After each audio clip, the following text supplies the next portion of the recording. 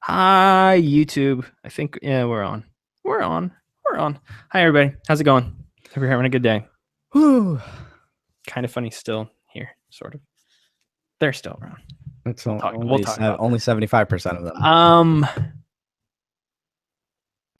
80% of them, I guess. Don't get into the tactical math with Kevin and the new hires. And he can buy those majority. He can get those majority shares now. That's what Kevin did. That he invested. He's like, Colin stock. So yeah, let's just get right into it because I know if you're watching the YouTube video up front here, I'll just warn you, not warn you, I guess, but just give you a heads up right now. A little different episode this week, not much gaming news. And as far as things we've been playing and stuff like that, spoilers, it's still Zelda. So we're just mainly going to talk about that. But to fill the void of news, there's a whole lot of things going on. It seems like the past week in the games media side of things, ranging from Jim Sterling's review of Breath of the Wild and the criticism he's been facing at the stakes. And then, of course, what we alluded to here a moment ago was Colin Moriarty leaving Kind of Funny, which has a certain personal weight to Max and myself. Obviously, I don't want to. We'll just record anyway. We're gonna talk about those things as far as news goes, and topics will be Zelda reviews. I don't know how Max wants to get into that specifically, but that's what we're gonna do in the latter half of the show. Juicy. So I'm sure I'll reiterate all of this again in 5 seconds when we start recording properly. But you get over there? Yeah, I've been recording, like I said, so I'm ready to write a timestamp down. Okay, go ahead. Take us home. Hello, everybody. Welcome to episode number 84. Episode number 84 of Millennial Gaming Speak. I am your host, Logan Moore. And with me this week, as always, is Max Roberts. Hi, Max. Bah, bah, bah, bah. My dog's here, too, by the way, if you can hear that. I think the pizza man just showed up. So we're off to a good start this week. What pizza did you get? I don't know. My dad ordered it. So I'll probably eat some after this show. What is your favorite pizza topping? I don't think we've had this discussion. I really like sausage a whole lot, and I know there's some staunch haters of sausage out there in the world. Sausage pepperoni is like the go-to pizza. That is. I am not a fan of pepperoni or sausage on my pizza. I like sausage links and patties, like in breakfast. Okay. And if I had to have sausage on pizza, I'm a crumbly sausage man on my pizza, not the slices. No. The slices all wrong there. The slices are too thick for me. I don't like it. I know. There's a lot of people who share that same sentiment. I do the ground if I have to. I remember Pizza King had the ground pepperoni and ground sausage, and I loved that as a kid.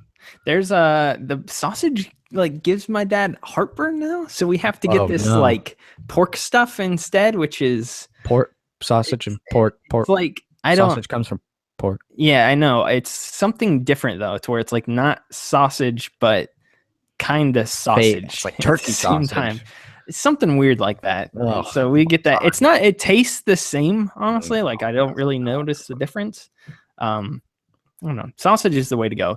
As far as like Chicago deep dish style, in what's the chain called? Giordano's in Chicago. We have one of those down here. We do too, but they don't do sausage the same way as this one I went to in Chicago one time, where they literally put an entire so here's the pizza circle, and then inside the circle was like a big, like just disc of sausage that it was just basically went right on top of the cheese that they cooked into the lower half.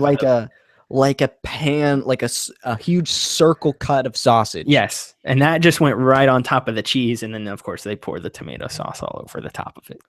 And that was the pizza. So it's when you're cutting a slice out, you're getting that triangle of the cheese and the sauce. And it's the whole pizza is covered in sausage. Yes. Wow. It's really good. I really liked it. That sounds terrifying. It was my dream come true. My friends gave me their sausage to eat because they did not want it. And I gladly ate it. Good for you.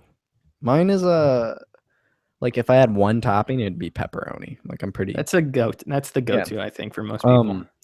Like if a type of pizza, I'm all about supreme pizza or margarita pizza. Ugh, supreme. No, thank you. I can't do the olives. That's it for me. I pick off the olives. So you and me work out. At least that. Or margarita pizza, which is just the mozzarella, olive oil, and basil. That's It's pretty good stuff, man. Pizza's delicious. It's a good classic pizza. Let's get into things though this week on the show because it All is of the going to things. be a little bit different, sort of. So obviously we're going to start things off by talking about what we're playing here and run over all that because that's how gaming podcasts start. Welcome to how those shows work. As far as news goes this week, so if you're familiar with the show, we usually start with news, break down all the news that's happened in the industry over the past week, and then lead into our topics later on. We still have topics this week. We're going to talk about Zelda reviews, which we kind of touched on in the past. One of the past episodes, I forget. We've touched on it a little bit, but there's a different twist. We've touched on Zelda reviews as the franchise as a whole. Specifically, what at least I want to talk about was Breath of the Wild reviews. Okay, so that's going to be our topic this week. That's going to be second half of the show. As far as news this week goes, we wanted to get into a little bit more of the games media side of things. There's been a lot happening in the industry over the past couple days, most notably today, where Colin Moriarty quit Kinda Funny, which if you're watching the video version on YouTube, you can search Millennial Gaming so you can find it there. I'm wearing a Kinda Funny shirt today to represent the company, and that carries a little bit of added weight to Max and myself because I think we each have personal connections to that company specifically, and we're both Kinda Funny fans, and we kind of we didn't find each other through Kinda Funny or Podcast Beyond or anything like that. We found each other through Jose Otero's mentions on Twitter, which was that's how I found you at least. Small world, right? Yeah, same sort of IGN family, though, I guess. But anyway, my mom just yelled at me and told me the pizza's here. I'll come get it later. Sorry. But we're going to break down we're going to break down that, and we're also going to talk about Jim Sterling's Breath of the Wild review, which kind of relates to Max's topic as a whole. So we're going to talk about those two things. Steak. He hated it. So yeah. Hated it. But first off, let's Logan. Week 2 of the Switch. We've also got Zelda. I also wanted to mention Horizon again. You want me to just start there with that since you can't speak to that? Beat it? I beat it. It takes place on the moon. It does not take place on the moon, but it takes place. But that's what I was told. In a location on this planet. It happens in a place. It happens on the Earth. I will say that. Whoa. Really nothing new here this week. If you want to hear my extended thoughts on the game, I highly encourage you to go listen to episode 83, where I went on probably a half-hour rant about everything I love about the game. In short, great, all that jazz. I think this is one of my favorite games this generation. Easily, like top 3, I would say. Last week I said Metal Gear Solid 5, Horizon, and what's the other one? Oh, Bloodborne. That's the other one. Those are probably like my 3 favorites so far this generation. If I had to take a guess, things could change though, but that's probably where I would stand right now if I had to put it out there. The last thing that I guess I would touch on though, that I had, since I have beat the game now, story's phenomenal. Story is like and I think the reason it's good is because it's unique. I haven't really seen anything like this in a while. Yeah, it's just super, super original. And I think the thoughts and the overall idea behind the narrative is really smart and really well thought out. And I've seen a lot of different and read a lot of different sci-fi books and movies and stuff like that and comics, whatever. I've not seen a twist like this before. And it's really cool once you get into it. I can't speak for Horizon and story because I obviously haven't played it yet. But when you come across something that seems original or mixes up a genre, I find this very refreshing, especially in film lately, where it feels like every movie is a superhero movie. And don't get me wrong, I love superhero movies. I just saw last movie I saw was Logan, and and I loved it. But like, have you seen Nightcrawler? The Jake Gyllenhaal movie? No, I have not. It's a totally original story, or a movie like The Invitation, or there's a trailer for this movie called Baby Driver. That looks really good. It looks real good, and it's original, and that kind of. So I understand what you're saying when it almost is refreshing when you play Horizon. Like it's cool and intriguing.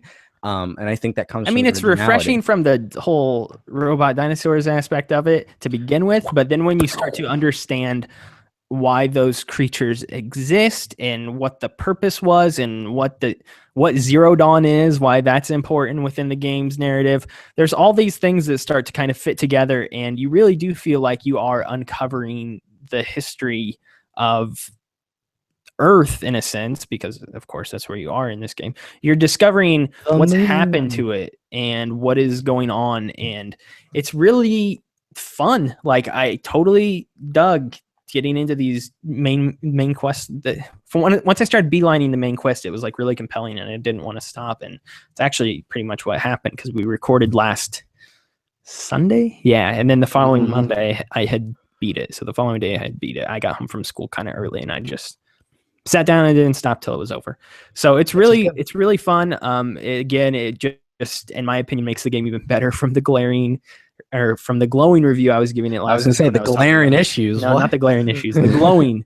It really just makes the game even better, I think, overall. And interested to see what they'll do with the sequel that we all know is coming. Because Horizon One Dawn? No, probably not One Dawn. I don't know. They wrap things up really nicely though. Like, this could be an entire arc. It could be a one and done. Yeah, like they're making a sequel. Yeah, I mean, if The Last of Us is getting a sequel, this will get a sequel. So I don't know. They wrap it up nicely though. Like, it wouldn't, if Guerrilla Games just spontaneously exploded right now. Then, oh my gosh, that would be a tragedy. And it would be a tragedy. Our thoughts and prayers are with the families of the Guerrilla Games explosion. But the good news is we don't need a Horizon sequel. So there's that. Like, that wouldn't be missing. It doesn't end on a cliffhanger. That's kind of that's a reassuring thought. It's not like if BioWare blew up right now and it'd be like, oh my gosh, Mass Effect Andromeda 2. I'm assuming that game has a cliffhanger, probably. Sort of. Maybe. No, they'll just rob you of all your decision making the whole game and make it play out again. Yeah. Yeah, so Horizon, real good. You should play it. Definitely play it. Don't miss it. Talking to I was going to say, and everybody else. If you have a PS4, which you probably do, go buy the game. You'll really odds are you're one of the 55 million.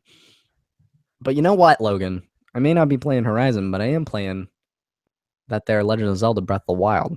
And I am right there with you. I'm much further in the game now compared to where I was last week. And last week I was praising the game a whole bunch, and now I was sunk probably 15 to 20 more hours in the game. I was according to your Nintendo Switch profile. Oh, did you look? Thank you. Yeah, you have spent 15 or more hours with the game.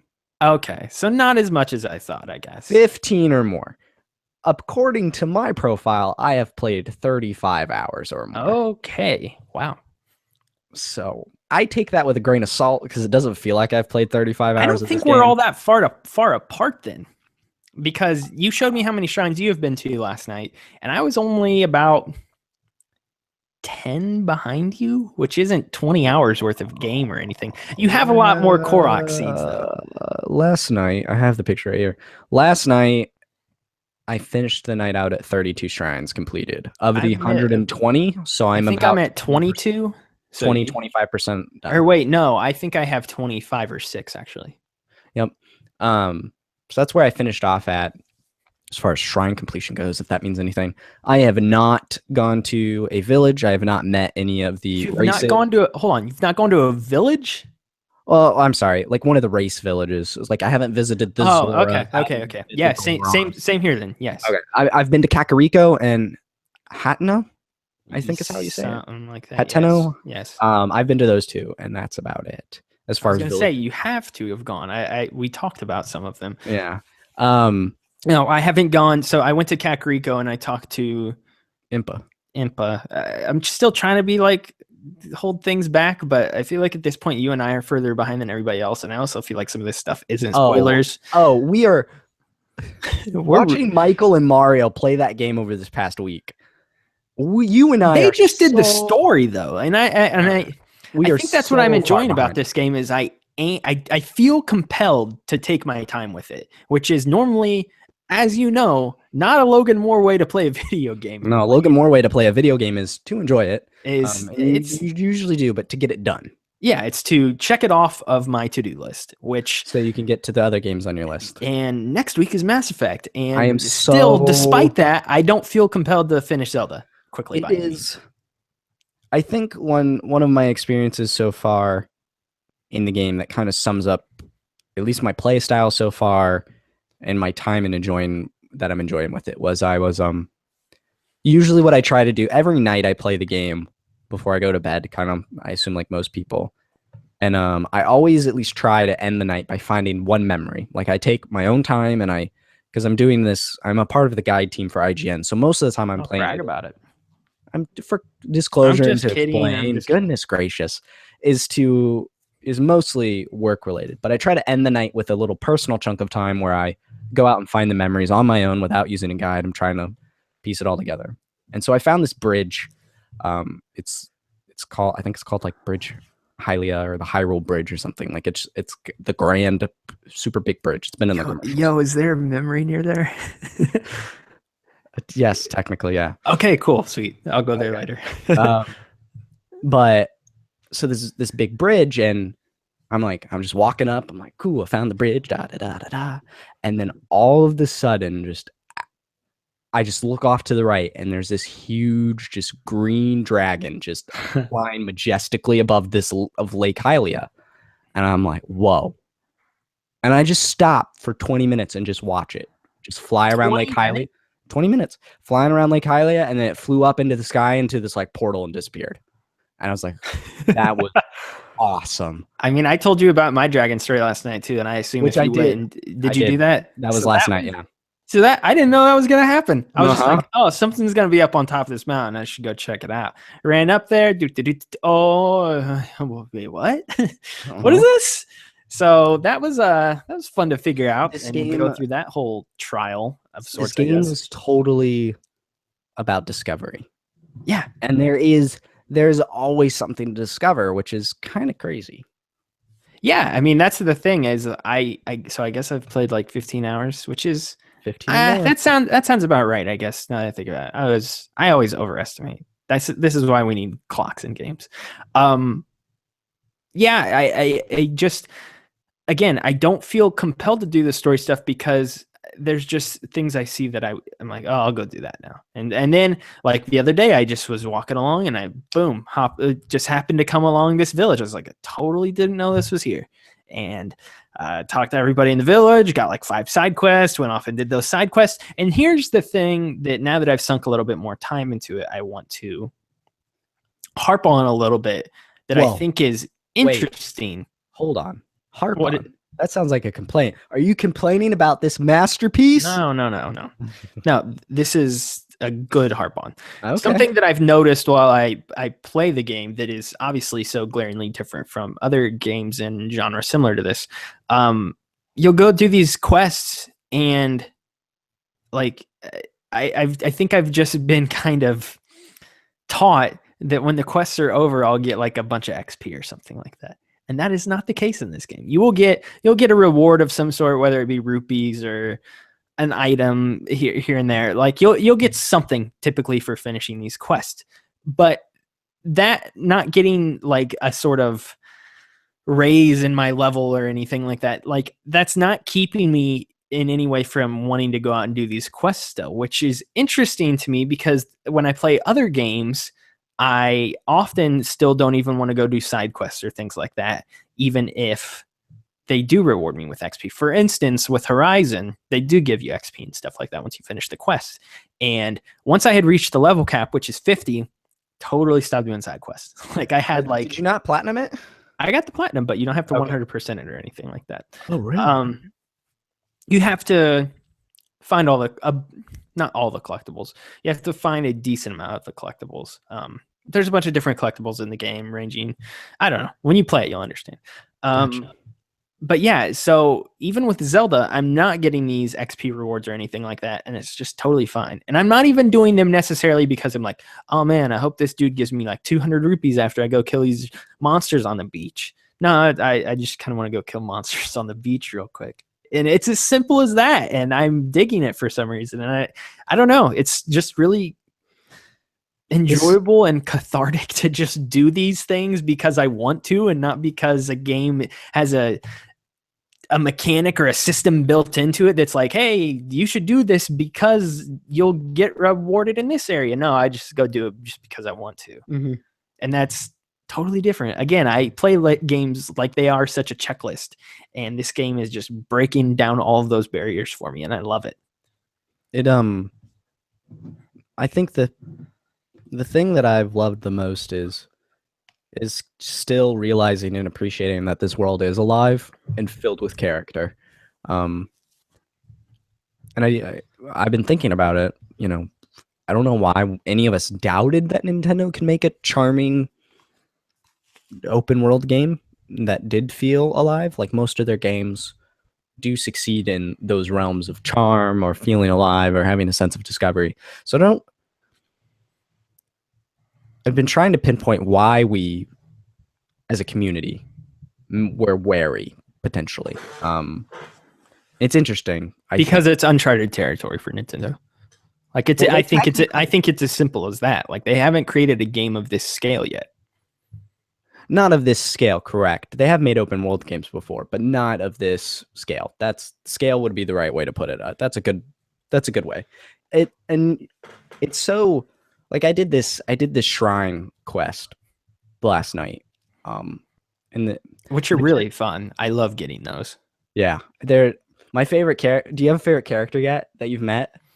Mine is Cass. I don't know if you've seen Cass. Oh, I know who I like. Is it Pura or whatever? The girl in the lab? Yeah. She's cool. I like her. I like Cass. Have you met Cass yet? You'll see him. Sounds familiar. He's the Rito that plays the accordion, and you'll find him out in the world. Yes. He's my favorite, just because he's like so nice, and he just sings these songs and plays his accordion wherever he goes. I love it. This game kind of has a magic to it, and I'm really, really, really savoring my time. And like I said earlier, actually in this episode, it hasn't felt like I've played 35 hours, and I do take that with a grain of salt. I'm not sure how accurate Nintendo's counting here is, but I'm getting lost in this game, and I'm enjoying that. It's going to be fun.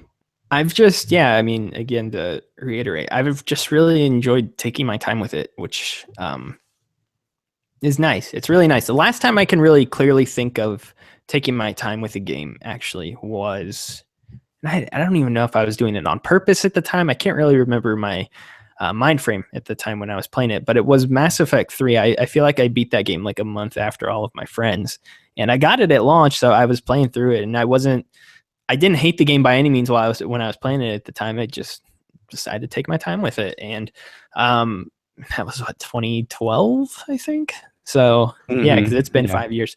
So yeah, it's been a good long time since I've allowed myself to just kind of sink into a game. And I sent you that picture last night showing how much of the map revealed. And I've really only done like the east and southeast. You've done the southeast kind of corner, and that's about it so far. And I told you the only reason my map is so full is because I was running around hunting ingredients for recipes. Yeah. Like I was like, just go to this tower, like get to the tower. And that's where I'm at now, as I'm trying to decide, like, okay, do I run to all of these different towers? And part of me is thinking no, that I'll keep like exploring the map piecemeal and like section by section. Like, okay, I found this tower. Now I will explore the entire accompanying section of the map that I just revealed to go along with that. And that's kind of how I've been doing it so far. There's like 2 or 3 shrines that I have located way in the distance that I know where they are, and they're pinned on my map, and I can go there when I want to. I don't know when I will.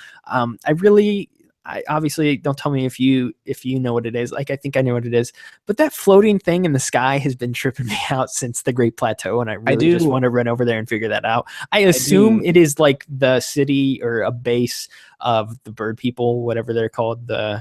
I do know what it is. I know what it is. I have not been. I want to go check that out really bad. That's like the one thing I've wanted to do since I started the game. I just have not journeyed west at all. You will. To beat the game, you will have to go there. So, and I saw that after I talked to Impa, that there was one over in that direction. So I assume that's what it is. I have a good idea. That's the thing with this game. I have a lot of good ideas with how things are working out, but I don't really know until I run to them myself and figure it out. And that's what's fun. This game is something special, and we're gonna talk about Zelda later when we get into Mm-hmm. the reviews about this particular game. But you and I both seem to be Yeah, really we'll enjoying we'll it. we'll kind of revisit this to a degree because there's a I feel couple like other for the things next that few episodes, we're gonna be talking about this game. yeah, on and off. I don't want to spend a ton of time every single episode, but yeah, for sure we'll be talking about it here and again for weeks to come, if I had to guess. And there is a couple other things I want to bring up, but I'll save it for when we get in the review portion of the show. Mainly like negative things and things like that that you could potentially like dock a review score for, since that is our focus. So we'll get into that later. Last thing, how are you feeling about the Switch 2 weeks in, or I guess a week and a half? It's so cool. Yeah, the magic still isn't worn off on me. My roommate bought his, and like he'll be like, Max, you got to come see this, and they'll be like, oh wait, and he'll just whoop and bring it in my room and show me. Taking it to school. My mom's coming into town this week, and she said, hey, on Friday, I need you to like drive me around to all these different places, like doctor's offices and different things where I'd have to wait for her. And I just got excited. I was like, ooh, I get to play my Switch. It's so just cool. Like the gimmick. I've been taking it everywhere with me. School, I took it to. I didn't play it at school, but I had it in my bag in case I did want to. I took it with me to the mall the other day. I didn't take it with. I just played it in the car a little bit.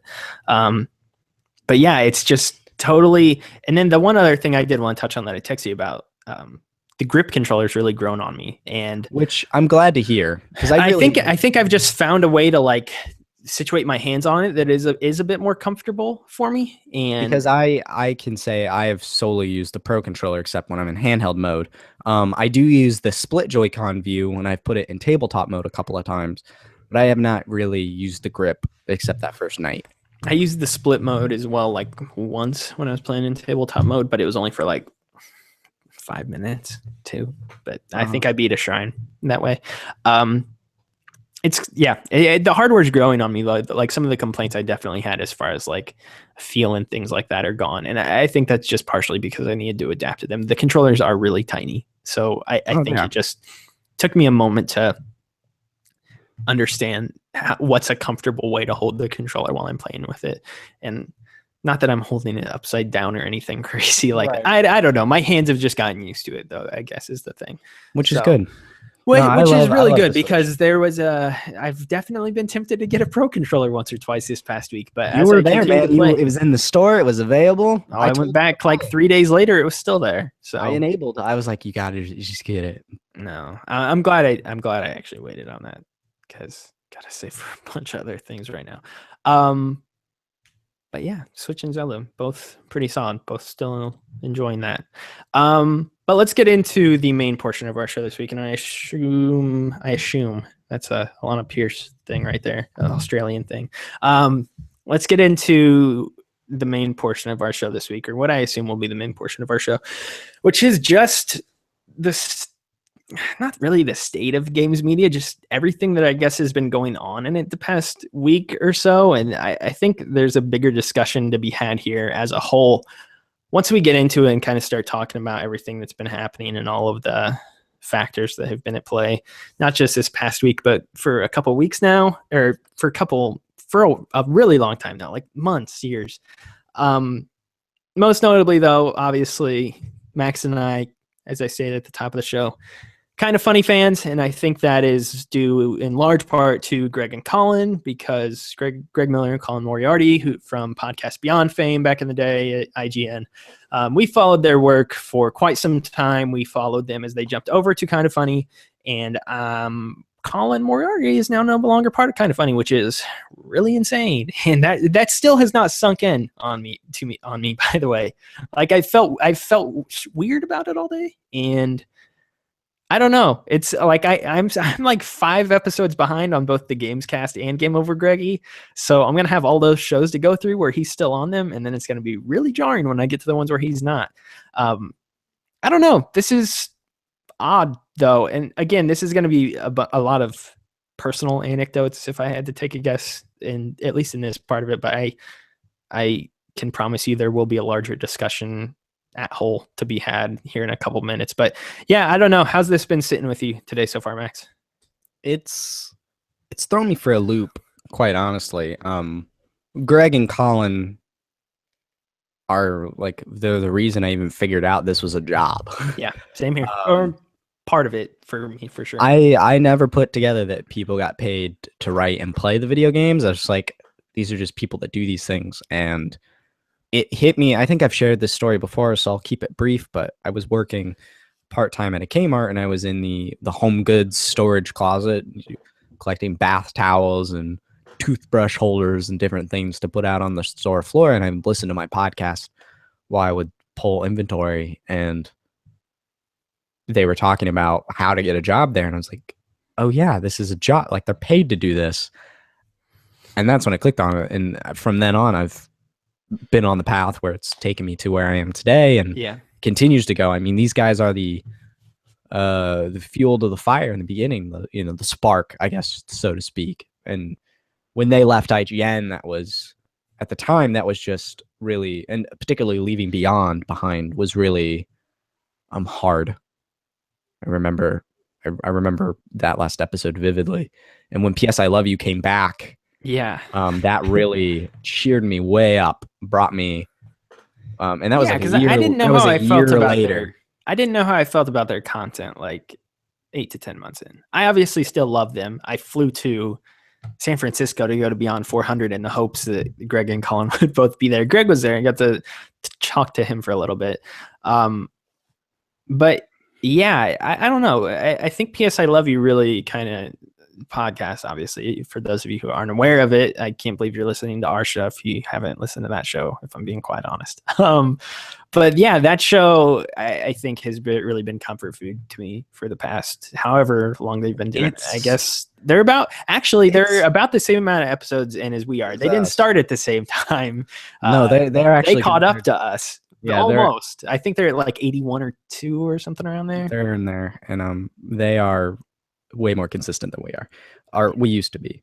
Yeah, we've got a good like 6 to 7, 8 month streak here going on. I think. I know we're doing real good, but Colin and Greg, and particularly their PlayStation coverage, is like family, and so I'm very concerned about the future of that. Yeah. And I don't think we find out tomorrow. No, we don't. So if anything, we find out next week for sure. For PS I Love You? Yeah. I don't know, man. Like, I've been running as far as like a state of the kind of funny address. Obviously, we can't speak to that because we aren't. Obviously, it's going to continue to go on. This is not, Colin leaving does not put them in the grave by any means. But at the same time, this is a large hit to them as a company. And I say that, and I said that to you, and I said that to a few others today. And that's due in part, not only do they lose potentially PS I Love You, which just on that front, how do you feel about it? Because I feel like it should end. If having anybody else in that chair is wrong to me. That show is about the personalities first and that back and forth between them more than it is ever about PlayStation to me. Like I can love their discussions about toilet paper comfort before their PlayStation coverage. I mean, they are the best people that know PlayStation. Yeah. But part of me, I don't, because if you remember, Beyond went through changes. There was Clements, and then they brought in Goldfarb, and then Clements left, and Goldfarb left, and see, but that's IGN. Like this was, but the constant was Greg and Colin. Yeah. And I'm curious as to what they do. If it ends on the right note. But if it keeps going, it would take getting used to. But someone like a Goldfarb, someone like a Clements, like there can be other people. It'll never be as good as Colin and Greg. So I guess good. Yeah. I mean, for reference, I still love Beyond. I think Beyond's still great, and it's changed, and it's a totally different show. But I love what they do with that show. And while it is not the Beyond that so many people associate the show with in their heads, I still love what that show is today. And I think PS I Love You could become something like that. But I think the problem with PS I Love You is that from the outset, it was founded as this is the Greg and Colin show. And it was as simple as that. That was the way they pitched it from day one. The freaking teaser trailer for it or whatever was just like, hey, this is the show we used to do and it's back. And that was it. And so you knew what you were getting into with that. And that was why they started it. I just don't If it's know how it's going to feel wrong for that show to keep going. And I still love Greg, and that's the problem. And I still love Greg, Tim, Nick, and Kevin. Like I still love all those guys. I'm still going to listen to their content. I don't know about Kevin. I like Kevin. He's funny. I'm just joking. He's kind of funny. Oh, you made the joke. If I'm still going to listen to their stuff, we'll see how it goes. I think it's going to be a process, though. I'm actually concerned about me because I don't listen to the Game Over Greggy show. I don't listen to the Games Cast. Game Over Greggy's real good. Games Cast depends on who they have on. I will say, I do support both their channels on Patreon. I give them each $1 a month, which gives me the podcast early and exclusives, which I haven't listened to. Nope. I've actually been sitting on that Colin interviews his mom episode, and maybe now's the time to pull that one out. I think I actually may have listened to that one. Yeah, kind of jumping back though into the whole conversation of like what they lose. So obviously, P.S. I Love You is damage control. I don't know. They got to figure out what they need to do with that show. And honestly, I don't think Greg wants to do it. I mean, I listened to the Twitch stream today that they had, and I get the feeling he doesn't want to do it. And I think he could go on and do it, but if that I don't know if it happen, it wouldn't be right now. It would be like they rebrand and maybe like 3 months from now pull it out of the grave or something like that. I just don't know if it would be right. Like it would feel right. It would be weird. Colin has really not been gone on that show very often as well. That's the other thing. Like Greg's usually the one who's missed a few episodes. Colin has here and there, but it's not too often. The other big thing I think they lose out on, and the one thing that I think has really just been growing on me personally lately, and I think it's been some of the best work in games media in general, has been his Colin Was Right series, which really added a nice scripted, like analytical look at games and the industry, and it was all in video format, which was like has been done before. Like it's by no means like Jim Sterling does. Yeah, it's like not the most position. Mm-hmm. It's not the most original material ever or anything like that, but with Colin's spin on things, like it was fun. Like and it was you could see it evolving and getting better, and he was getting really good at that, and now that's over. And that was still in its infancy. What, he only did like 10 or 12 shows of that, maybe? Not even 8, 10.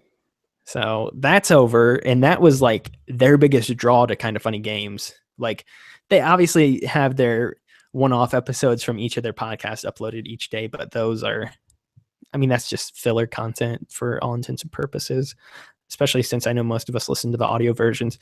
So the most like original thing they'd been doing is now gone. Colin is like, I mean, this isn't even really like an apologies thing to the rest of them. I think his knowledge about games is higher than the rest of them, and if not higher than Greg, on par with Greg.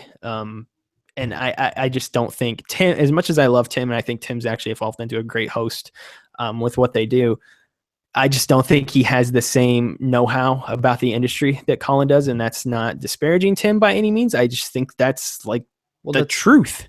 Well, it's I don't think Tim would deny that either. You also have to think the difference of time in the industry and the age gap. Like Tim is much younger. Yeah, he's a little closer to us. Yeah, and so Colin has experience, and Tim grew up playing games. Tim knows what he's talking about. I don't think Tim. He's by no means an idiot. Exactly. Yeah. Tim never says something he doesn't know. At least, like, you know what I'm saying? He doesn't talk. Yeah. But Tim also has never covered a beat. He doesn't have a writing background, which I think, no offense to the video. Oh, that's not even an offense to video people think. I gotta quit saying like no offense. No, when you write about games, I feel like you have a deeper know-how about how it works because that is your beat and that is what you are covering, and you are like forced to learn and know about those things. Tim comes from the video side and the producer background of things.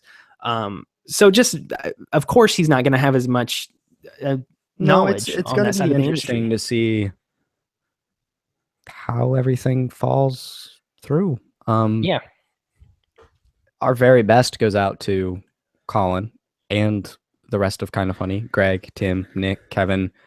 They just hired 2 new people. They did? Yeah, Joey Noel is their community manager, Yeah. and then they hired. They said they were Oh, hiring three the people. There was a drawing, the video doodles guy guy. and the doodle guy. Yeah, So I forget obviously his name. they're a part of the company. So our very best goes out to Kind of Funny as a company. Well, I And mean, that's the thing, and I didn't want to be too like doom and gloom. Kind of Funny's dead, but like it's a big hit on it's them, going to and be a shift. Yeah, it's going to yeah, be an interesting shift. And then, of course, our very best goes out to Colin. I think he's going to take a break for a little while. He sounds like he's clearly going into some history, politics he's angle. definitely going into politics, and I feel like I've known this for a while. And last week's whole debacle, which I figured we would get into here in a second. Um, I wouldn't even call it a debacle, just embarrassment. Whatever you want to call it. I mean, Debacle makes it sound like it's Colin's fault. debacle just makes it sound like it's a big mess, which I think it was. It is a mess. It's he we're very best to whatever he does. I listened to him on Glenn Beck today. I put an alarm in my phone to make sure I would listen to it. I listened to that too after it had posted. I was just curious. That was the first time I've ever heard Colin nervous. Yeah, he sounded kind of rattled at the beginning there for sure. Yeah. In the beginning, he was totally nervous, and you could hear it. And because I did the same thing as a kid growing up. I listened to talk radio with my dad. So I know exactly now, obviously I'm not as in depth or into it as Colin, but like I get where Colin's coming from. And Yeah, so that was you can find that. I was really happy for him. And then so yeah, it was strange. The one thing that I wanted to ask you, I don't know how much of the Twitch stream you watched and how I watched until Colin left. Okay, well, he left like 5 different times. I don't know if you saw all of that. He came back and forth like 2 or 3 times. Oh, I left the first time then. I didn't know. I didn't know that. How do you feel about the way this whole thing's like kind of ended? And again, I don't want to get I know this is a very different episode, by the way. Just figured I'd throw that out there for everybody. How do you feel like I don't know. How do you feel about the way everything ended? Because honestly, when I was watching the stream, I felt like he almost seemed happy about it in a way. Like everybody else was crying and he seemed pretty, not like pumped up or anything like that, but he seemed like kind of just relieved in a sense that it was over. And I don't know. I don't know if you got that impression at all as you were watching. I can't speak for Colin. I don't know Colin. I mean, I feel like I know Colin because I've been listening to him for the past God knows how long, but I don't know Colin. I've never spoken to the man. The only communication I've ever had with him outside of Twitter was one email where he said he wasn't doing interviews at the time. And gosh, I would love to talk to him now. But what was the question? How do I feel? I don't know. How do you feel about the way the whole thing ended? Because it's been, and obviously we'll get into the whole mess here in a second. But just it sounds like he could be relieved. You know, he on Glenn Beck today. He said he was tired. You could hear it in his voice. And I mean, he said it, but also the tone in which he said it. You know, he's tired of being the voice for the silent majority, or not even majority, but the silent group of people that share the same views as him. And I think this kind of, you just see people, former coworkers, just chastising him and calling him out and just being very mean or not direct with him, which Colin is not a fan of anything that no one calls it out to his face or says it to his face or says it to him publicly on Twitter. He doesn't like any of this sly backhand. He's a very direct person. I feel comfortable saying that. And, I think my take is it has worn him down, and I can't speak for that at all. No, I think that's totally apparent. Like honestly, and I mean, how long can you go feeling like you're on an island by yourself, and without getting much support? And I don't want to put words in his mouth or anything, but I mean, I don't think. Obviously, this is all theorizing and stuff like that. And that's where I don't like to dabble in that too much when it comes to people, but I agree. I think he does, like how he always looks forward to his Christmas break. I think he kind of feels relieved right now. Yeah. If he was there I thought he had left after that first exit, but you said he kept coming in and out of the Well, studio today. a couple times. So maybe he was still at the studio because they normally record PS I Love You on Monday. So we might tomorrow. No, Greg already confirmed no PS I Love You tomorrow. No PS I Love You? Yeah. Oh. You didn't know that was a thing? You should have watched the whole stream. No, well, I thought he left, so I was like, I'm done. They're talking about nothing now. No, they went on and they cried. There's no PS I Love You this week. No. Nope.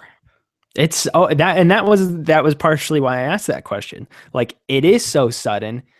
He's gone. Like it. No, they're recording Game Over Greggy with him Wednesday, and that's tomorrow. His exit. He has to say goodbye on PS I Love You. Nope, it's over. I don't believe that. They did record it today. Like they would have today. They record that show Monday afternoons. They would have recorded it today, and they didn't. He said effective immediately. That was like why I asked you that question. How do you feel about how it ended? Because it was so quickly. I mean, okay, to provide the context, I guess, for this whole thing, last Wednesday, I guess. So he tweets out that whole. I don't think this has anything directly to do with it. Maybe the straw that broke the camel's back. Well, yeah. And again, that's more theorizing, but that it's just been a whirlwind week. If you're kind of like a part of that community or have any sort of interest with what's going on there, like it just seemed like one thing led to another after that tweet that was, for all intents and purposes, pretty harmless. Again, though, I think the problem I had with it, I didn't have like an issue with the tweet itself, but I had a problem with Colin's intentions behind it, because I knew that he was only doing it to bait people. And that was the problem I had with it, because that is a simple joke for a stupid person, of which I know Colin Moriarty is much smarter than tweeting out stupid crap like that. And so, I think it's been much more apparent via his Twitter lately and the podcasts he's on. He likes stirring the pot a little bit more than I feel like he used to. And this is, again, I feel like we can speak to this because we listen to the guy for hours on end every week, it seems like. And he's enjoyed getting his jabs in here and there. And I feel like that was just one of those. And it's easy to say afterwards, it's a joke, because obviously it is a joke. But I think Colin definitely had ulterior motives when he sent that out, and that's why I had a problem with it. It was practically like he was just trying to troll everybody, which is way below him in my opinion. And I don't want him becoming some freaking internet troll. Like that is so. It's just a bad look on him. I didn't get that vibe at all. I read it as a joke. I thought it was actually quite funny, and went on with my day. And then I started seeing all these subtweets from people that used to work with him, and I was like, oh my gosh, it's never going to end. Okay, can I just take an aside here real quick too? Not disparaging International Women's Day either, but I had no idea this was like a huge thing. This is the first time I've ever heard of this. There's two instances where I've heard. Well, the thing was, it lined up. First time, Deadpool. Deadpool was the other time I had heard of it. It lined up with two things. One was International Women's Day. It also apparently lined up with a day without a woman, which was his hashtag. Day without a woman was like, what if a woman didn't show up to work, or like a woman was supposed to take off of work, I believe was the concept of it. So it lined up. And so that was the basis of his joke, which I again thought was funny. If you've listened to his content at all, you know he's not a sexist, hates women, or anything. He made a joke. Yeah. Well, that gets me into the larger conversation at hand, and kind of associated with that in a sense, but more about shifting to the games. I don't want to say games media side of things, because I think it's just more of a people problem in general more than it is games media. But I think obviously you and I are exposed to the games media personalities types more often, just because we follow most of them on Twitter and stuff like that. But like, why? And this isn't even necessarily associated with that whole tweet and that whole ordeal necessarily, but why can't we talk to each other about anything? Like, why, if you do one stupid small thing that is taken out of context by one group of people, are you all of a sudden the furthest extremity that you could possibly be? Like, oh, Colin said one tweet that you could take it as was negative towards women, even though it was a joke. and they've joked, as a person who's listened to Kind of Funny, they have said some awful things over the years. But he tweets out one thing, which, as I said, I thought was in poor taste because I thought it was essentially just him trying to troll everybody. But how does that equate to then sexist, bigot, all this other stuff? Like, again, if you didn't like the tweet, that's fine. Like, just block him, mute him, scroll on. Like, I don't understand like this character assassination era we live in where every little thing automatically makes you freaking Hitler or something. It's insane. Like, I don't understand this climate. It's the way I view it is my way or the highway. Pretty much, yeah. My way, and my Twitter followers are the highway. But the highway is like being outcast like a leper. But even worse than that, you're a leper that's murdered millions of people and is responsible for the downfall of mankind. At least that's how extreme it is. Nothing is taken with a grain of salt. Nothing is put into context or perspective. Everything is hyperbolic. And yeah, the hyperbolic is probably a really good way. Yeah, to put it. There's no calm, cool, rational, normal discussions. But I think what I hate the most about it is that the people who tend to do this more often than not are also the same people who I feel like are often trying to feel morally superior to you for one reason or another, whether it be a political leaning that they might have, whether it be, I don't know, all these kind of things. They feel like they are morally a better person than you because they have this belief or because whatever it may be. But at the same time, the character assassination and just the downright shittiness of these people is baffling to me. Calling out others, like, yes, you're such a great example of how we all should act, sitting here on your Twitter feed and lambasting these people for just tweets and all this other garbage that you want to hone in on. It's insane to me. Like, I just don't understand the rationale behind, I'm such a good person. Watch me go into a 10 tweet thread, about how awful this person is. By the way, I'm a great man because so-and-so, because I don't know, whatever. Choose your political leaning that you want to associate with. I don't know. It bums me out majorly. And I know this is not a gaming conversation at all. This is more of just this kind of stuff that I see at this point. This kind of stuff I see bums me out extremely, and I try to keep this kind of like just those thoughts that I'm having to myself. And so I do kind of the examples that you just said. I unfollow, I mute, whatever. And maybe I need to do that more myself because I know I'm not. That's the beautiful thing about Twitter is you get to curate your content. And I do try to curate my content with a variety, like people who have different opinions than me, but sometimes they don't, it wears down on you, just weeks and weeks of tweets or whatever it may be. And then I feel like it's okay to just call. You don't have to go yell at the person. You don't have to call these people out and tell them that how you hate them and disagree with them or they're wrong or whatever. You can just silently go away and let them, in theory, scream into the void. You have to curate the content you want and the people that you want to be surrounded by.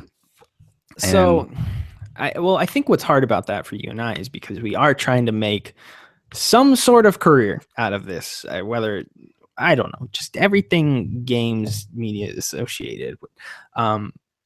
But it is such a liberal industry. I mean, even looking at things like, obviously we're huge about the work that Jason Schreier does here, but he made an article earlier about Colin's whole situation, leaving Kind of Funny and stuff like that today. And then he, like, and in what I thought was kind of poor taste, he inserts himself into the middle of the story, giving his own opinion on Colin's tweet and stuff like that. And that's just like unneeded to me. Like, it is a very left-leaning industry that we're trying to break into. And so I guess this leads to my next point of conversation with this whole thing. And this is something I've been feeling for a really long time. And I'm curious how you feel with it, because I think it's safe to say you and I have more conservative leanings for sure. I by no means consider myself a conservative or a Republican or anything like that, because I'm just as disgusted with a lot of the stuff on the right as I am on the left. And so I just kind of consider myself being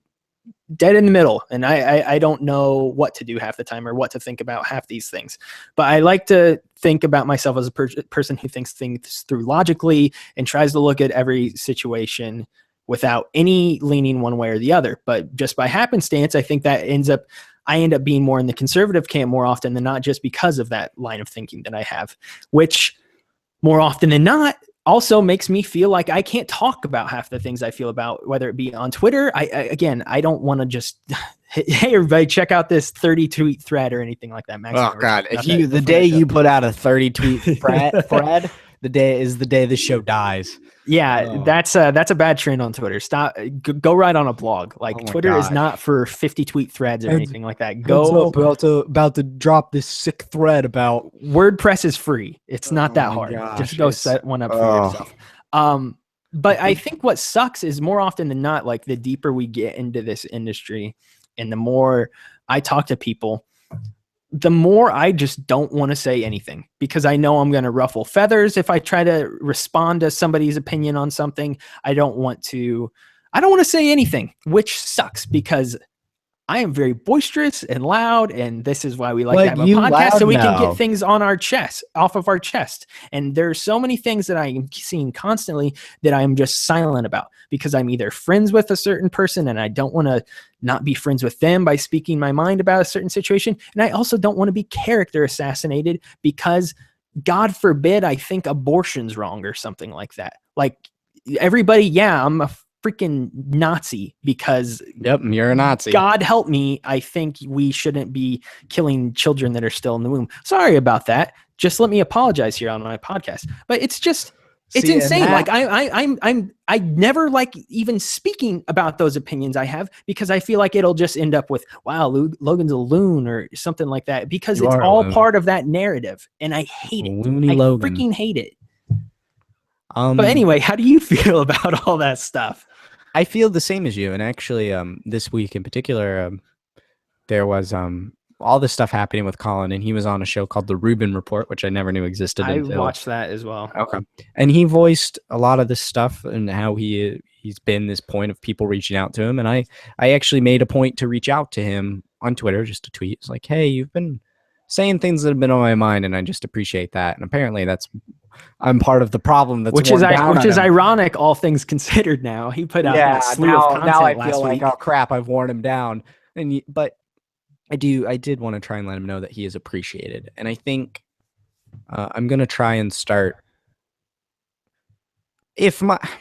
My problem. See, that's the thing. We shouldn't be afraid to like say what we feel. And I'm not. And the thing is, our opinions aren't crazy. We're not like crazy Trump supporter, fascist, whatever you want to call us. Like, I feel like the thoughts you and I have and the things we talk about personally are totally rational, but we never speak. I'm not totally worried or scared to voice my own opinion. Where I try to draw the line is I just don't interject where I'm not invited. Like, I don't want to just go in there and go, blah, blah, blah, blah, blah. This is what I think. I'd rather it be a conversation that I was a part of or brought in intentionally.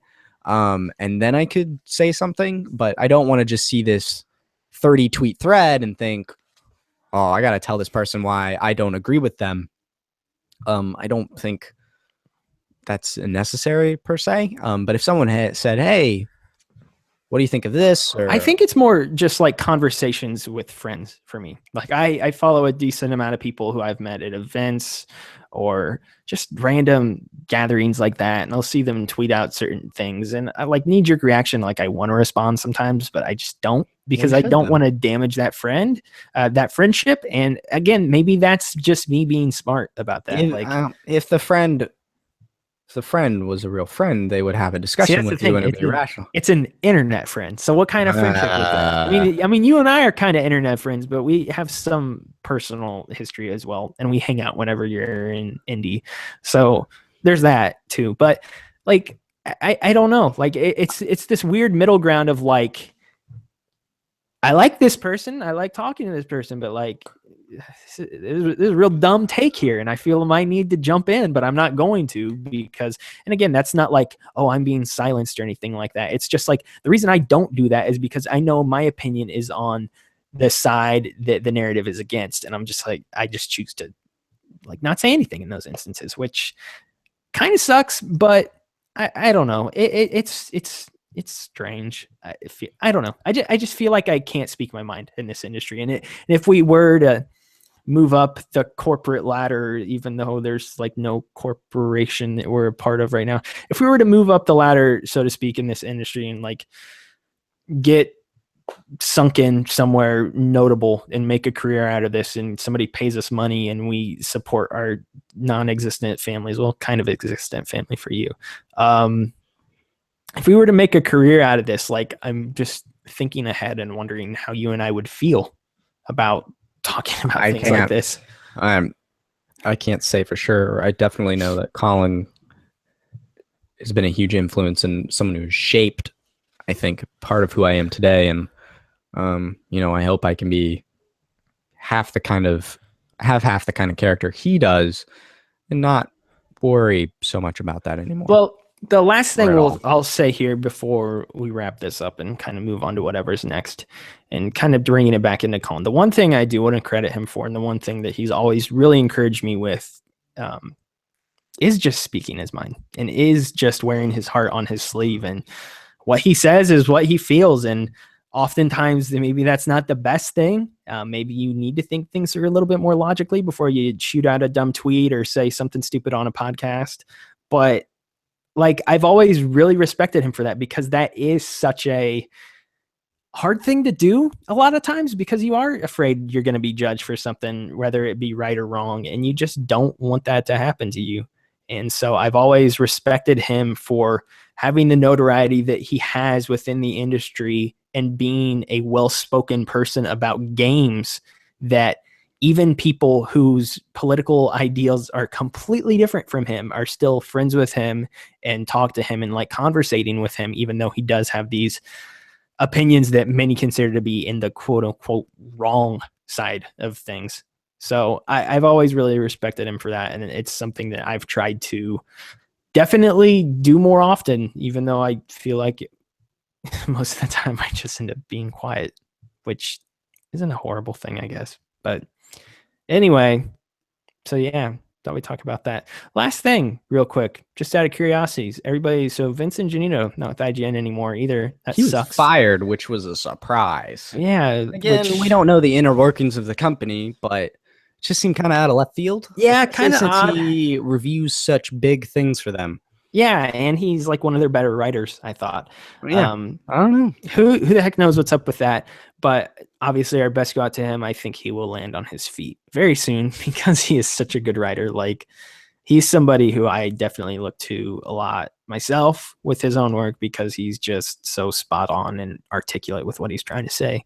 But everybody's been saying Vince for kind of funny filling that position now. No. I love Vince, but he's a writer. He's not an on-camera personality, in my opinion. Like, I enjoy listening on podcasts and stuff like that, but that's not his niche. He needs to be writing somewhere. Whoever they get to replace Colin is going to feel very weird. So that's gonna be fun to watch develop, and hopefully it's somebody. I don't know. Like, I don't know. You don't go find what 8 to 10 years of rapport you've built up with a person between him and Greg. Like, you don't go find that just sitting down the street on the street corner waiting for a job. So that's gonna be hard for them. That's why they have to bring Ryan Clements and Andrew Goldfarb back. Oh my gosh. How crazy would it be? That was always my hope for PS I Love You, was 1 week. Just 1 week, one episode. They would have Greg, Colin, Ryan, and Andrew. Like, just one get back together, bring the band. I guarantee you it would have happened at some point. Exactly. And now it would have. I mean, technically it still could, but the odds of it ever happening have just greatly diminished. Like, just one episode of getting the band back together. I don't know if it's ever going to happen again. Especially if Colin's on Fox News a couple months from now. I'm talking about. He's whatever not that's gonna. gonna. I doubt he goes to Fox News. No, but doubt he goes to I a could see him. channel. I could see him being a pundit or a Do you know? correspondent Do you of know what some I sort. see? This is in my head. I see Colin moving back to Long Island. I see Colin going back to school and getting his PhD in history and becoming a professor. He'd probably enjoy that, actually. I think that is what I can see happening. Will it happen? Who knows? But I don't know. He always has been to himself, so we'll see. But best of luck to him when whatever he does. Again, we've talked about it a little bit here. If he became a professor at college, I would go enroll for one semester just to take his course. It'd be funny. It'd be history of some sorts. Oh, I would love it. Yeah, he'll land on his feet with whatever he wants to do. I'm sure he'll be fine. But again, well, last thing I'll say to wrap this up. One more thing, like last week. Oh my gosh, that's your tagline. Totally sucks that he's not in the industry anymore for all the reasons we said before. That he's we so think outspoken. he's going into politics. He's not going to games. That's for sure. True. Yeah. So he's out of games, and that's what sucks because he was always. I always looked forward to his opinions, whether I completely disagreed with them or not. I just always enjoyed hearing from him more than anybody else. Like he was the one person on Kind of Funny who I really liked just listening to because I think he was a smart guy. So that sucks that he's out of the games industry. But anyway, let's move on to a break, I guess, of sorts. We're going to take a quick break. We'll be right back with some more controversial news of sorts, sort of. We're going to touch on Jim Sterling's review of Breath of the Wild, but that's going to lead into a bigger conversation that Max wants to have about Breath of the Wild reviews. So be sure to come back in a moment and we will talk through all of that stuff.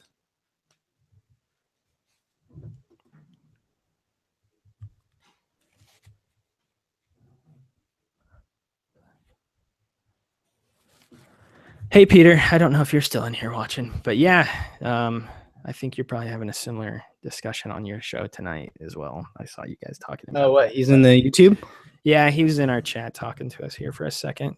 As far as like what they do, it Kind of Funny. Yeah, I think it'd be smart for that. A female on-camera presence would be interesting. I'd be curious to see how that would shake down. It does feel like such a male. Their company feels so male-dominated, but Boys I think Club. that's part of their draw in a sense. Like I think a female could work there, but it'd have to be right, and they'd have to be. I'm just curious. I don't care who. I don't care who's on the camera talking to me, as long as they know what they're talking about. I'm like, they're a good person. So yeah, it's always curious who would fill the chair. Yeah. I may jump on your show tonight, Peter, if I have a chance. 9, we'll be done by then. So we'll see. I'll try to jump in over there if I am free. You go eat after this, even though I already ate. You ready to go back in, Max? I think so. Yeah. How do you want to start with this? Do you want to talk about his whole review first or go into that later? No, because we could start. I think he's a good way to segue. We'll just talk about, Jim Sterling put up his review of the game and he gave it a 7 out of 10, which is dear good. God, that Metacritic dropped. What a shame. Wow. That's all. Is he on Metacritic? Is Jim Sterling on Metacritic? Yeah, he is. Okay. How could he bring our average down? What is it now? A 96? I honestly hate video games a lot of the time. At least this whole side of it. Like, it's so stupid. You got fans acting like idiots in one corner. You got the games media circle jerk happening in the other corner. And I feel like I'm just stuck in the middle with, like, my head screwed on properly. Oh, no. Oh, no. Did you know Legend of Zelda Breath of the Wild now has a Metacritic score of 97? No. From 98 to 97? Now it's tied with Twilight Princess. Unspeakable. Peter, you should have told me. Sorry, you should have told me you were in town. Obviously, you didn't have enough time to stop. But if you're ever in town again, let me know. We'll grab lunch or. He lives just north of you. Yeah, he said he was in Brownsburg this past week. So. Oh, what? Yeah, right there in my hometown, in my stomping grounds. That's like 15 minutes away from me. Yeah, if you're ever around again, let me know. We'll grab lunch or dinner or do something. You'll meet Peter before me. Gosh darn it! You live down all the way in Florida. I've been following Peter's work for the past decade. That's true. I almost is met him very last true. time I was up in Michigan, but I couldn't get away with it I was with my girlfriend's family and they didn't let me go. It was a bummer. Oh well. 22-year-old man. Believe people way to do the fact. Yeah. A 97. Jeez. It's Back and forth. Oh my gosh. unspeakable. 97's garbage. Yeah, I'm ready. We can talk about Jim leading into it, and then I want to talk about the game and how I'm feeling about it from a critical angle. That works. That means we can flesh out some of our potential concerns that I know we put off with earlier when we were talking about it. Zelda's the only thing to talk about. Concerns? Somebody Concerns. on here. There's no concerns. There's not a single problem with this game. It's perfect. 10 out of 10. Yeah, it's only like Seattle. Do you know 10 out of 10? Do you know 10 out of 10 means perfect? Yeah, I did know that. All right, let's hop back in. You good? Mm-hmm. Yeah. Timestamp or whatever. Yeah. My eyes are getting worse, I think, so. I'm on like my last pair of contacts and they're real dry. It's like I got glass plated over my eyes here. Ready whenever you are. Welcome back to the show, ladies and gents. So the second half of the show this week, as I just said, going to be focused on Breath of the Wild reviews, which we touched on a little bit, but not to the same extent that Max wants to touch on them this week. So Maximilian, how do you want to go into this? Let's come sit close. Everyone come sit nice and close. I mean, this is an audio podcast, but get nice and cozy. Grab a cup of hot chocolate. No, don't do that. It's getting almost spring or summertime. You don't want that hot chocolate. Sit by the fire, cook up some monster parts with some bugs and make yourself a nice elixir. Maybe some Hylian. I keep making those like dumpy meals in that game where it's like, oh, you don't know what you just made, but pro tip. All food, vegetable, so meat, veggies, and fruit all mixes together to make food. Bugs, frogs, small creatures, children, all are for elixirs. So if you mix that kind of stuff together, you will create dubious food, which is nothing. So read the description. If it says put in an elixir, don't add it to like food recipes. Thanks a lot, IGN.com. So let's look at Breath of the Wild reviews. How do you want to? This is your topic for the week. How do you want to go about this? I wanted to open up with Jim Sterling's review that just went live. More as like in full, the whole thing. 2,000 I did. words. I read it all. I meant read it on the show. Oh, I could. I don't please really don't want to, but I mean, if you wanted me to, I would. As a launch pad, not so much to talk about Jim and the reception he's getting for this review, which is absurd that people. Jim gave it a 7 out of 10. Said, I believe the tagline was like "open world, closed doors" or something like that, which is factual. I like that tagline because I was actually thinking of the exact same thing before I had read that review. I was like, this game's real good, but there's like no interior to anything. Which there's dungeons and shrines and stuff like that. Technically, I did not. He gave it a 7 out of 10, which if we put a word with that would define it as good. It is a good game. Apparently he's on Metacritic, so his 7 out of 10 has brought us down from our glorious 98% average to 97% average. That's just the horror. Joker games. Gosh, 97. Who needs garbage? Straight trash. So, but really, he brought up legitimate concerns that he personally had with the game.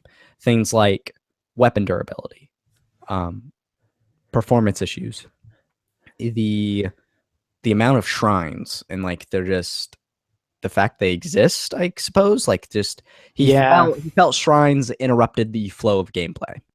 Like it interrupted his. He said that he felt like the only reason they were in there was to have a puzzle aspect to Zelda, because you feel like that there needs to be, it's Zelda, so there has to be puzzles. Let's put 120 of these things in there that are technically filling that quota. There we go. He thought some of it was cumbersome management. He's not a big fan of the stamina system. Just small issues that built up for him and led to the score that he gave it. All fine. Sounds like he liked the game, thought it was good, worth his time to some degree. And people are freaking out about it, but I don't necessarily want to talk about the freaking out part of it. Let's not talk about the internet. I want to talk about Jim's review stands, I don't want to say contrast because it's not extremely different, but It's pretty different, kind of. it Enough points for out, people to attack him at least. isn't that anything new for Jim? It is Exactly. it's not it's not the same as 10 out of 10, 10 out of 10, 10 out of 10, all these glowing reviews. So I wanted to talk about that. I wanted to talk about, because you've mentioned this before, like the Zelda game's always just, the best Zelda game ever, it seems, when a 3D one comes Seems out. like that's how they always are, yeah. And I wanted to kind of talk about that as a whole with Breath of the Wild specifically. And then I wanted to maybe get into how you and I felt from a critical perspective, because this is something that I'm not struggling with, but this is a conversation I'm having with myself in my head because I'm a crazy person, about how I want to approach, I imagine, our inevitable review discussion of Breath of the Wild. Whenever that is, You're 7 years. You're going through the game, yeah. Right, you and I both are going through it. I mean, you got to do were like, Korok and stuff like that. I'm gonna surpass you story wise at some point. Eventually, who knows? Maybe I'll be it. Thankfully, this Korok seed thing kind of came in around the same time as spring break. That's So nice. Okay, first, okay, I forget everything. So the critical reception of the game so far has been pretty much glowing. How did you feel about Jim's review? Just out of curiosity. Jim's review, I thought he brought up valid points. I've heard a lot of complaints about weapon durability, and some other things. Like, I could see how they bugged him. For me, something like weapon durability is not giving me a hard time, because I actually quite enjoy being forced to, or just naturally experimenting. Like, I'm playing with weapons I never would have played with. Like, I would have picked up a spear in this game and never used it, because I typically don't use spears. I'm a one-handed sword person when it comes to games, but due to this durability, I'm forced to play around with it, and I feel like I'm never running out of weapons. I've never run out. I've never been in they a definitely situation. fill the world with weapons pretty often. So I actually don't find it. I find it actually encouraging to experiment and play with a different way in the world. That's kind of one example. I don't have a problem with the stamina. I feel like he moves fast enough for me without it. I think the stamina is for those exertion activities. He sounds like he wants it on for constant navigation. And that's personal preference, of course. It's his opinion and how he likes to play his games. The shrines, I think that was one of my issues with his review. It was just a bunch of little nitpicky things that was more of like, well, this is how I would prefer to play this game. It's like, well, that's not how they made the game. Like, these systems are in place to challenge you. Like, the stamina is there to make it a challenge for you and things like that. And the one other thing that I'll bugged bring me it was up in a second. Sorry. No, I'll sit. The big thing that really bugged me, and particularly his review, was the artificial difficulty he thinks this game has, and I don't feel that at all. I feel like he mentioned like monsters hit hard. What's wrong with that? Like, everybody's been saying for years though, like, oh man, if the next Zelda could just be a little bit more like Dark Souls, congratulations, you got your wish. Like, everybody has been asking for that. The monsters hit hard, and now he's like complaining about that. I didn't understand that. You can speak more to Dark Souls, I guess, than I can, because you've played Bloodborne, which isn't even Dark Souls. I mean, it's a Souls type game. My understanding of the appeal of Dark Souls, and this really just comes from conversations with my good friend Kevin, who is a huge Dark Souls fan, is almost each boss is almost like a puzzle, and figuring out their patterns and mastering it and overcoming that hurdle. Like, it's never unjust how you died. You always know what you did to do wrong. And something like a Bokoblin doesn't, like, yeah, you got to learn his pattern, I guess, a little bit, but he's not like this huge struggle. And I can't speak for any bosses. I haven't done any bosses in the game yet, but so I kind of I see where he might be coming from, in the sense of these guys just hit hard. There's no real triumph or strategy. Well, the other thing I'll say about that is, like, it's real easy to dodge in this game. Like, if they didn't do any damage at all, I would never die.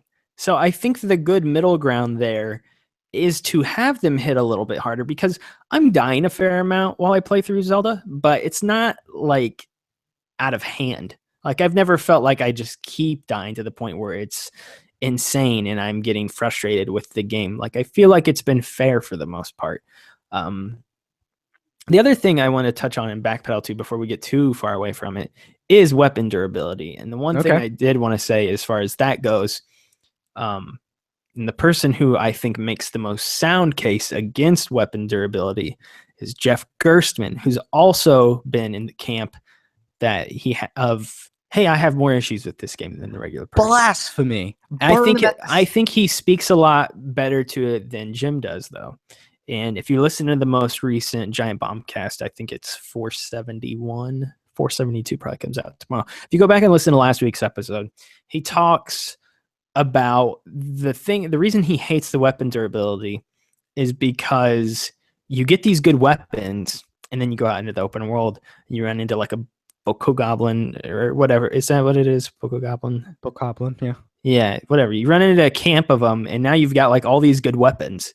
Why would you want to fight these low-level enemies with the good weapons you've now accrued? Like the weapon durability almost, because you finally get good weapons, you then don't want to use them in certain combat situations with lower-level enemies. So you then just end up relying on like picking up sticks or clubs that happen to be nearby because you don't want to waste your good weapons on these crummy enemies. So it's like, and I agree with him to an extent because I thought about it, and there's probably 4 or 5 swords or spears of some sort that I have just been kind of hanging on to in my inventory, and I have not pulled them out at all because I'm waiting for these higher level fights that I know I will probably get into at some point, whether they be with bosses that I run into in the environment or more difficult shrines where they're like the test of strength shrines or things like that. Like I've been trying to hoard my good weapons to wait for those moments. And that's almost kind of derailed me from using those weapons in the open world just because I think it is so useless to an extent. I see that and I hear it. So far from my experience, I have enough of these good weapons. Like they're cool looking, but I'm really looking at their values, and so far everything seems to be kind of around average, and I keep picking up stuff in that camp. So I'm not feeling that yet. And again, there's apparently hundreds of hours of gameplay in this, so we'll see how it all goes down. Yeah, I heard the latter half of the game, like last third of the game, that stops being as big of an issue because you're getting like higher level weapons a lot. So we'll see how it pans out. But right now I have like I think I have like a weapon that deals like 45 damage and one that deals about 50, and I have not touched either of them, as well as my flame sword because that thing's really cool. I don't want any of those to break. My flame sword's been gone. I have a thunder sword now. That's pretty cool. I've seen one of those actually. That's pretty dope. So maybe we can segue into this because we kind of been harping on Jim's review, and I didn't really want to. Granted, it's discussion of his actual review and not the response to it, but you know, most other reviews are very glowing. I haven't seen any of these high praising reviews that really harp on the technical performance of this game, which certainly has issues. Its frames drop, particularly when there's a lot of grass or explosions or effects, which you've brought up as a concern you have for just the longevity of the Switches itself. But where do you come down on its performance for the game? I mean, how that is impacting your experience critically? So this has been tough because this was a launch game. I am trying to figure out where I levy that concern I have. Should I put it on completely on the hardware because this is new hardware and this hardware should be better in 2017, or should I put it on the game itself and be like, well, this game's not running properly? Like, where do I put this criticism? Which of those two do I put it on more? Is it the hardware? Yeah, where do you I think if Zelda had come out like 6 months or to a year from now after the Switch's launch, then we would have easily been like, oh, this is the problem with the game. But because it is a launch title, it does fit in that weird middle area of like, well, shoot, like which of these should I blame it on? The new hardware or the game That's itself? Interesting. I didn't even think about it like that. So that's been my trouble with it for the most part. And I think, honestly, that's part of the reason why subconsciously a lot of people are giving it a pass, because they probably do blame it more on the Switch than they do on Zelda itself. And I think it's getting a little bit of a pass by people just because of that. And I mean, I think I blame it more on the Switch myself personally. The hardware? Too. Yeah, because it should be more powerful in 2017, for goodness sake. It's every time I look at it next to PS4 or Xbox One, though, I am impressed at how much power is packed into that tiny thing. Yeah, I mean, it's impressive. Not to justify it or anything, but it is for what it is. It is definitely impressive. Like, yeah, for sure. Where I kind of fall in the technical performances, it hasn't inhibited my joy or experience with the game. I have not had the game crash. I've not been in a situation where like the frames have just dropped to an unacceptable level and I just like couldn't enjoy it. I do notice it when it happens. And I try to adjust for things for that, but it hasn't impeded on my experience yet. And apparently I'm 35 hours in. So that's kind of a testament. And I do think on this show, I harp on the technical side of things more, which when I'm thinking about Zelda and I'm like, oh, this doesn't bug me that much. And then I'm starting to check myself. I'm like, wait a second. Am I just giving this a pass because this is a really cool Zelda game? Or am I like, where do I fall on this? Because I've harped on games, before. I harp on technical aspects of games quite a bit. Like The Witcher 3 has some performance issues on PS4 and Xbox One, especially after watching my friend play on PC. Just like the load times, I'm like, oh my gosh, this is unbearable. I never noticed them before. But the frames drop in The Witcher on PS4. So I'm still kind of struggling with myself on that one. Like, as a critic and as a fan, how would I fall on this? Because I do not want to give it a pass. I've always struggled with like technical aspects of games as a whole when reviewing them, because are you rating the experience or are you rating the game? And that's what I struggle with when I review. And that is something that actually Kirk Hamilton brought up with me during our discussion when we kind of got more in our interview, when we got more into his review side of it and how they just re-reviewed Arkham Knight. Because at the time of that game's launch, the PC launch was garbage, and no one wanted to talk about the Joker being in the game and all this different stuff.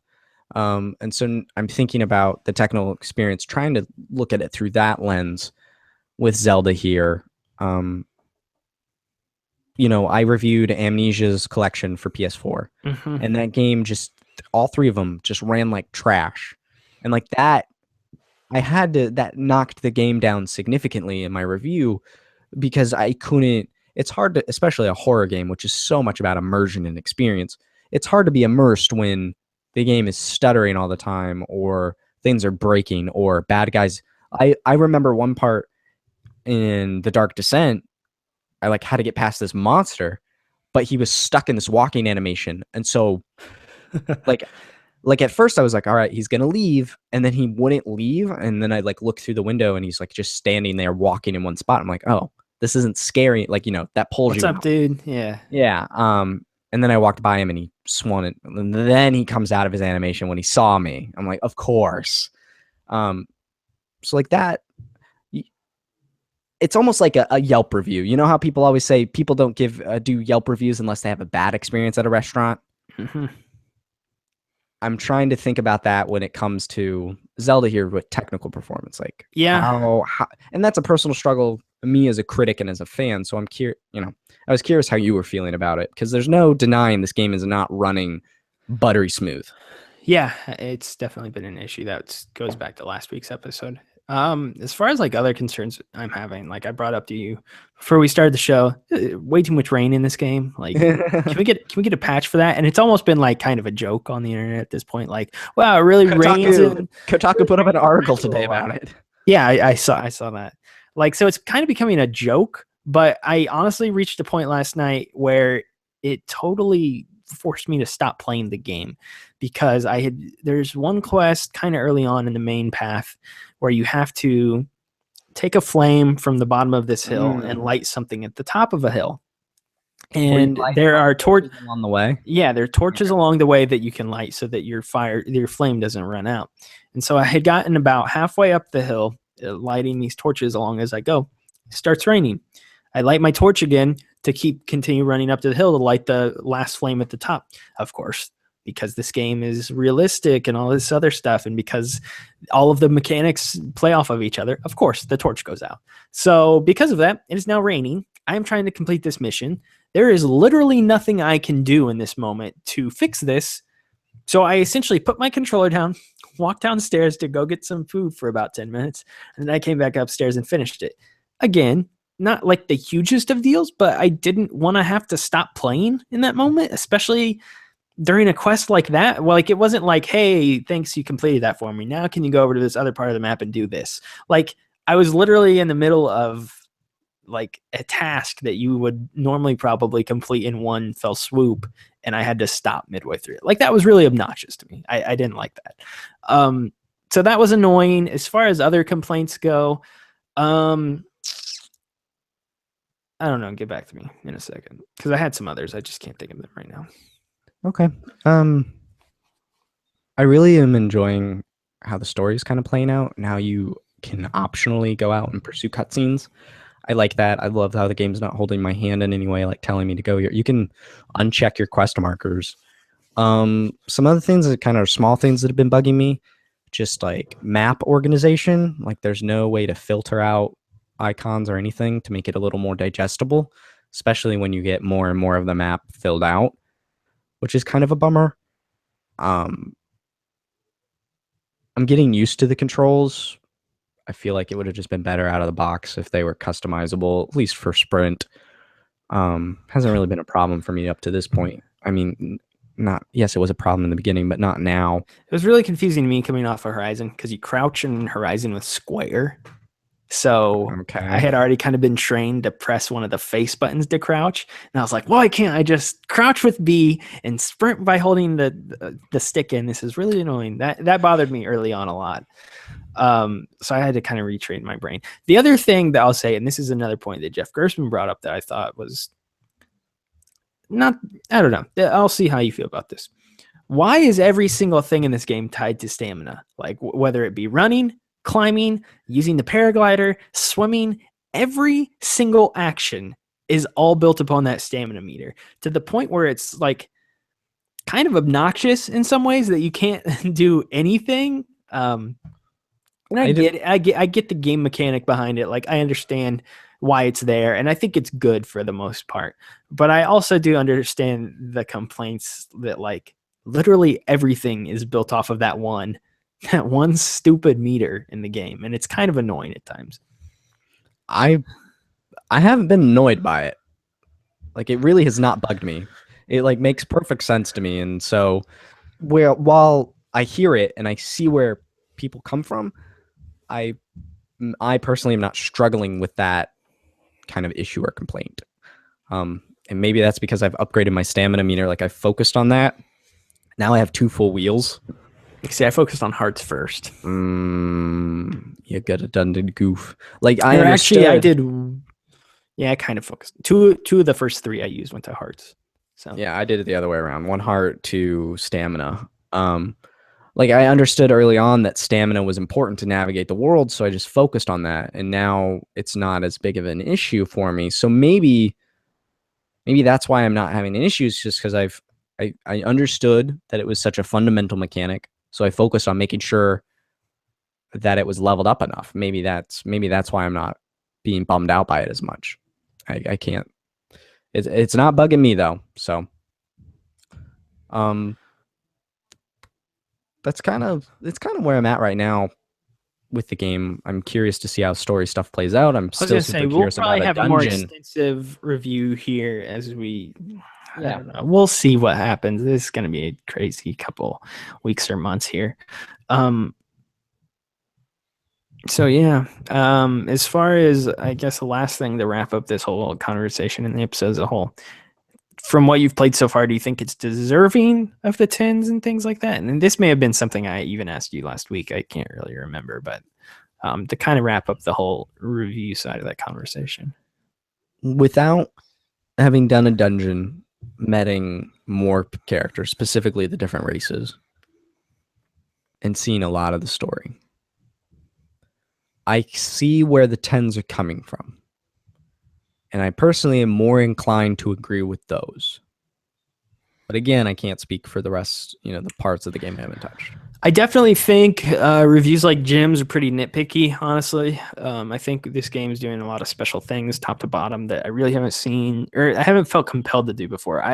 That's the thing. I don't think this game's reinventing the wheel by any means, which is those who are trying to be a bit more remove themselves like Jim and Jeff. I think the main complaints I have heard from people who do have complaints with the game is that it's doing nothing impressive that we haven't seen in an open world game. It's just, I think the way it's making you feel and the feelings you have while exploring the world are a little bit more magical, and you do feel more compelled to do them for some reason. I still don't know why I feel compelled to just run up to the top of every hill, especially when it's just Korok seeds on top of them. Like, I don't even know where Mr. Broccoli Man is right now. He's hiding somewhere in the Faron Woods. Like, I need to go find him or whatever.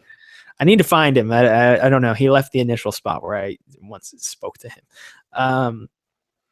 So I don't know. Like, I'm not even where he is. Yeah, I'm not even doing this stuff for the collectibles. The shrines a little bit more. I am. Like, I'm always on the look for shrines. You should be doing those shrines. But I don't know. Like, it's the game doesn't reinvent the wheel, but I think it will be a game that sticks with people for a really long time. And yeah, I don't know. I obviously can't speak too much to it yet, but I don't disagree with the 10s so far. Like, my complaints aren't massive by any means with the game, and if I was going to review it, it'd be mid to upper 9s, if not a 10 myself. So we'll see, but I got to get through it first. We'll see how everything else goes. I'm only 15 to 20 hours in. The last thing I did want to say about Jim Sterling's review too, and well, I think he did have valid complaints, and he fleshed it out well. And like, it could be, I'm not saying that his review is illegitimate by any means. Like, if that's how he felt about the game, that's how he felt about the game. Burn him at the stake. But I do think it's interesting that he has a very tumultuous history with Nintendo, and he's also kind of a troll himself in many ways, and he likes the bad press he gets sometimes, I think. It wouldn't surprise me at all if he, again, I don't think like, oh, he did this on purpose, like, because like a 7 is not a bad score. Now, if he gave it like a 3 or 4, then maybe. But at the same time, I think he knew what would happen, because like, I knew what would happen as soon as I saw that review. I was like, oh, great, here come the fanboys, which right on cue. Like, it's not hard to know the cause and effect pattern of what happens in this industry when certain things don't go the way that people want them to. So while I think his review probably is very much legitimate, but he has been taking a very hard stance against Nintendo these past few months. And I don't think his way to jab back at them is to lower the Metacritic score by 1 point, because Nintendo doesn't care at all about that. But he has been very vocal against them as a company, going as far as saying it's morally appropriate to pirate their games and things like that. And I don't know. I don't know. I don't know his intentions behind the review, other than to just review a game that he thought was a 7 out of 10. But anyway, I don't know. Maybe that's just me. He is evil, a fascist. He's a fascist Nazi. Nazi. Yeah. He hates freedom. I think Hitler is in his blood. Oh, if I'm being honest. Beyond a shadow of a doubt. It's gonna be like we should probably just take Jim Sterling down now. Like, have the CIA go and do some, or SEAL Team 6. We'll send SEAL Team 6 after him. A little ice action, deport him back over across the pond. Well, I don't want a Metal Gear Solid situation happening with this Hitler blood he's got into him.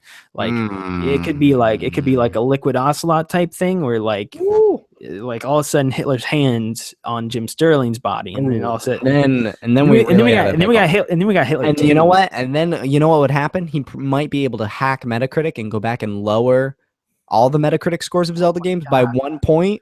Oh my gosh. I don't know. That means Tony Hawk would be the best game of all time. I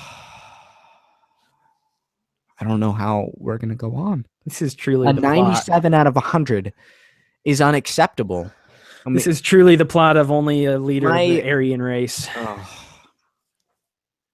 That's it for episode 84, everybody. We hope you've enjoyed this episode. Again, a little bit different this week, but some things that we wanted to talk about, some things that I don't know. This was a good talking point today. I didn't want to talk about them. You made me. a lot of this news happened in real time. To close things out with the whole Colin situation earlier, he did tweet out recently, sort of. I don't know. Did you see that? Not long ago, yeah. It was like 2 hours ago. He just said, just wait till you see what's next. So obviously he knows what's next. Wouldn't be surprised if he's joining Dave Rubin. Anyway. I do want to say, here's my one more thing. I did not bring this up during the show because we were in the middle of a more hearty discussion. But South Park, the official South Park Twitter, it tweeted out, Nintendo, I'm coming, Nintendo. What? What's that have to do? Oh, are they going to do an episode? No, I don't think South Park's on right now. And second, I think that means Fractured But Whole's coming to Switch.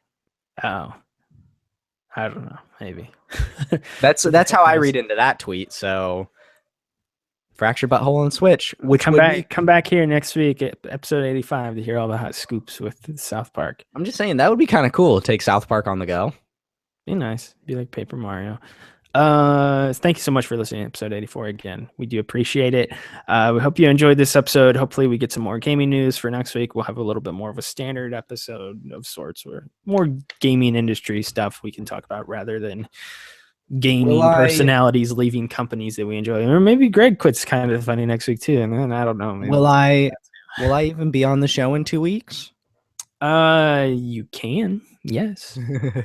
Yeah, we need somebody. We need to get somebody on here to talk about Mass Effect because that game comes out next week. I wish you all the best. We got to jump into that game, and I need to talk to somebody about it because I ain't gonna talk to a brick wall about it. Nope. I can talk about it. No, you can't. We'll find species. I'll find somebody, and we'll get them in here. Maybe. How many Korok seeds are in the Andromeda Galaxy? I don't know. Probably over 900 if I had to guess. But that's down the road. We'll figure that out as we get there. Anyway, you can find the show on SoundCloud, Google Play, and iTunes. Those are the avenues we're in right now. You can, if you listen to the show through any of them, thank you so much. If you listen to via iTunes, if you could subscribe and leave us a quick review, 5 stars would be awesome. We always appreciate 5-star reviews. It only takes a couple seconds and helps us get the show in more people's ears on a weekly basis. You don't know how much that helps us. So please, if you could just take a moment. Thank you. The show's also on YouTube where we record live every week, typically on Sundays, unless we got stuff going on like we did yesterday, and today's a Monday, so now we're doing it on a Monday. We usually tweet out the link to the show when we were recording live on YouTube via our Twitter account, which is at MGS Podcast. If you want to follow Max or myself personally, you can follow Max at Max the White. You can follow myself at Moreman12 on the Twitters. You can email us at mgspodcast@gmail.com. If you hit us up with your questions, comments, or concerns you may have about the show, send us any topics you want us to talk about on future episodes.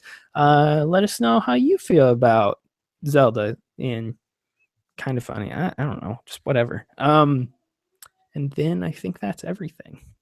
I think. I think it is too. I always feel like I'm forgetting something, but probably not. Probably good. Again, thank you for listening this week. We appreciate it. As always, please like, share, subscribe on the YouTube page, share the podcast, share the show with your friends. That's the best way to tell us that you love us, is by sharing it with other people who you love. So that's it for this week. We hope you enjoyed this episode. Again, it was a little bit different, but we'll be back next week with episode 85. And until then, we hope you have a great week. We love you. Bye-bye. Farewell.